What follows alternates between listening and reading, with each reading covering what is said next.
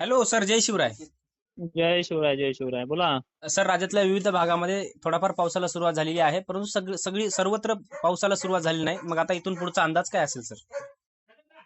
नक्कीच मान्सूनचा जो पाऊस असतो तो हम्म. सर्वदूर सारखा हा जवळपास पेरणी होईपर्यंत तरी चांगला पडत नसतो. हो. आणि सगळ्यात महत्वाचं म्हणजे ज्या काही आपण पेरणीची अपेक्षा करताय हम्म. त्या 2 दिवसामध्ये आजच्या 27 पासून जी काही मराठवाडा वंचित ठेवला होता हो. आणि दक्षिण महाराष्ट्र वंचित ठेवलेल्या भागांना तो हम्म. आजपासून चांगल्या पद्धतीनं सुरुवात करणार आहे. हम्म. आजही काही भाग सुटतील, पण ज्या भागापर्यंत अद्यापही पाणी पडत नव्हता किंवा पाण्याच्या थेंबाची जाळी वाढलेली नव्हती हो. ती वाढणार आहे आजपासून 27 पासून. हा हा. जवळपास महाराष्ट्रातल्या जो काही बीड जिल्हा, परभणी, लातूर या हा हा. परिसरात आज संध्याकाळपर्यंत, काही ठिकाणी मध्यरात्रीपर्यंत, काही ठिकाणी सकाळी सुद्धा परभणीमध्ये पाऊस चालू आहे. हो. तर अशा भागांना तो आता इथून पुढे घेण्यासाठी वातावरण पूर्णपणे पोषक बनलेलं आहे. हो. ही जी काही परिस्थिती आहे ही आणखीन सुधारणार आहे, त्यामुळे हम्म. काळजी करण्यासारखं नाहीये. हम्म. आणि घाई गडबड ही अजिबात करायची नाही. काही ठिकाणी शेतकऱ्यांनी पेंडवलत्या पावसावरती देखील लागवडी सुरू केल्यात. हो. आपल्याला अनेक वर्षाचा अनुभव आहे की हम्म. मान्सून काळामध्ये काही ठिकाणी पडतोय, काही ठिकाणी जास्त पडतोय, काही ठिकाणी कमी पडतोय. हो. पण जोपर्यंत आपल्याला चांगली 2.5 फूट 2 फूट ओल जात नाही तोपर्यंत पेरणीचा हा निर्णय घेऊ नका, ही विनंती आहे. आणि सगळ्यात महत्वाचं, आपल्या प्रयोगशाळेकडनं घाई गडबड करण्याचा सल्ला कुणाला दिला नाहीये. हो. तर चला आता बोलूयात आपण आज कोणत्या जिल्ह्यांना आणि कोणत्या भागांना पाऊस कोणत्या वेळेला सक्रिय होऊ शकतो. आज हो. प्रामुख्यानं आपल्या हिंगोली जिल्ह्यात सर्वदूर नाहीये पण अनेक ठिकाणी पावसाला हजेरी लागणार आहे. हम्म. ज्यामध्ये आज वसमतचा काही भाग कव्हर होईल. हम्म. अहिल्यानगर, दक्षिण भाग, पंढरपूर जो सोडलेला भाग होता त्यामध्ये आज दिलासादायक वातावरण बनणार हा. आहे. त्याचबरोबर पुणे सर्कलमध्ये सुद्धा आज पाणी आहे. बारामती सर्कलमध्ये पाणी आहे. हो. अनेक ठिकाणी असेल. खटाव, म्हसवड हा देखील भाग आहे. हा. बीड जिल्ह्याचा आणि अहिल्यानगरचा आष्टी, कडाष्टी परिसर, शिरूर हो. परिसर आज पुन्हा आहे. हो. बीड जिल्ह्याचे माजलगाव, वडवणी पट्टे सुद्धा आज आहे. हो. त्याचबरोबर परभणी जिल्ह्याची व्याप्ती आज बऱ्यापैकी राहील. सेलू, जिंतूर, हम्म. गंगाखेड परिसर, पालम परिसर, पूर्णा परिसर, हिंगोली, नांदेडचा ही भाग आज बऱ्यापैकी आहे. तर लातूर आणि अंबाजोगाई, केज, धाराशिव सुद्धा बरा हो. आहे.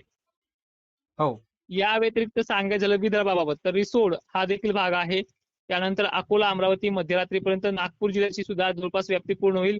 आणि गडचिरोली, चंद्रपूर देखील ऊन असलेल्या भागांना सुद्धा गरमीच्या लेवलमुळे मोठ्या थेंबाचा पाऊस आज संध्याकाळी होईल. हो. त्याचबरोबर जळगाव आणि धुळ्यामध्ये आज कधी न होता आज चांगली हजेरी सुरुवात होईल. आणि हम्म. जवळपास बहुप्रतीक्षित असलेला सर्वदूर मान्सूनची जी काही प्रतीक्षा आहे ही ह्या हम्म. 2-3 दिवसामध्ये बऱ्यापैकी पूर्ण होऊन जाईल. हो. आणि चांगला पाणी झाल्याशिवाय पेरणीचा सल्ला नाहीये. हो. तर आपले काही या व्यतिरिक्त प्रश्न असतील तर ते विचारू शकता. तर बऱ्याच भागामध्ये किंवा बऱ्याच जिल्ह्यामध्ये असं हम्म ढगांची हम्म संख्या तर भरपूर दिसत आहे. काळीकुट ढग दिसत आहेत आणि हम्म वाऱ्याचं प्रमाण सुद्धा व्यवस्थित आहे. मग हम्म. जसं वातावरण बनत आहे त्या पद्धतीने पाऊस का पडत नाहीये सर?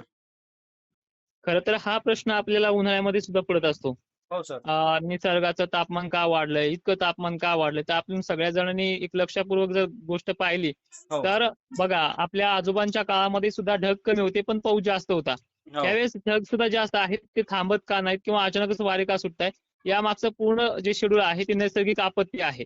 हम्म. नैसर्गिक समतोल बिघडलेला आहे. पण त्यामधून सुद्धा मान्सून सक्रिय होतो हे हम्म. नवलच आहे. आणि सगळ्यात महत्वाचं म्हणजे की आतापर्यंतचा रेकॉर्ड आहे, बरेचसे दिवस हा.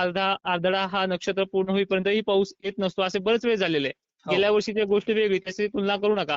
पण हम्म. सगळ्यात महत्वाचं म्हणजे मान्सूनला ही पूर्णपणे मोठ्या थेंबाची जाडी घ्यायला ह्युमिडिटी लागते आणि ती ह्युमिडिटी सध्या थंड वातावरणात पाहायला मिळत नाहीये. हो. आणि तुम्ही पाहताय विदर्भाच्या अनेक भागांमध्ये अतिवृष्टी झाली, मुसळधार पाऊस झाला, गरमीची लेवल होती, त्या स्थानिक शेतकऱ्यांना तुम्ही विचारू शकता. हो. आणि सगळ्यात महत्वाचे म्हणजे दक्षिण महाराष्ट्र आणि पश्चिम महाराष्ट्र हे सगळ्यात मोठ्या पाऊस कमी असलेल्या रडारवरती येतात, ते दरवर्षी येतात, त्यात ती नवल नाहीये.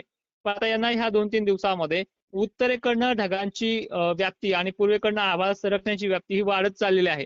त्यामुळे यांना हा दिलासा मिळतोय. ही 27-28 तारखेला असे अनेक भाग आहेत जे चिंतेत आहेत, त्यांना ती दिलासा देणारी गोष्ट ह्यामध्ये पाहायला मिळणार आहे. हो. हम्म तर हिंगोली, नांदेड, परभणी या 3 जिल्ह्यातले असे काही भाग आहेत की हम्म. त्याच्यामध्ये अद्यापही शेतकऱ्यांची पेरणी झाली नाही किंवा पेरणी योग्य पाऊसच पडला नाहीये. पेरणी झाली नाही याचा अर्थ तिथे पाऊस चांगला नाही आणि त्यांनी निर्णय चांगला घेतलाय, गडबडीत निर्णय घेत नाहीत, हो. ही गोष्ट चांगली आहे. पण एक लक्षात घ्या, माणसाला इम्युनिटी आणि पावसाला ह्युमिडिटी हे आवश्यक आहे आणि ती पावसाची प्रगती ठरते. त्यामुळे ह्या गोष्टीकडे पूर्ण लक्ष द्या. की आज 27ला आणि उद्याच्या 28ला आपल्या भागामध्ये हा पाऊस झालेला असेल. जरी याच्यातून आणखी पुन्हा एखाद दोन गाव राहिले की आबा ठीक आहे सोडलेल्या भागांपैकी पाऊस घेतलाय पण आमचं गाव राहिलं, तर काळजी करू नका. ह्या 2-3 दिवसामध्ये ही व्याप्ती पूर्ण होईल. त्यामध्ये मराठवाडा विदर्भाचाही समावेश आहे, खानदेशचाही बऱ्यापैकी समावेश आहे. त्याचबरोबर सांगली सोलापूरला देखील दिलासा एक बातमी म्हणजे आजपासून ते पुढच्या 2 दिवसामध्ये चांगली व्याप्ती होईल. हो. हम्म. बरं. तर नक्की सर, धन्यवाद. नक्की, धन्यवाद.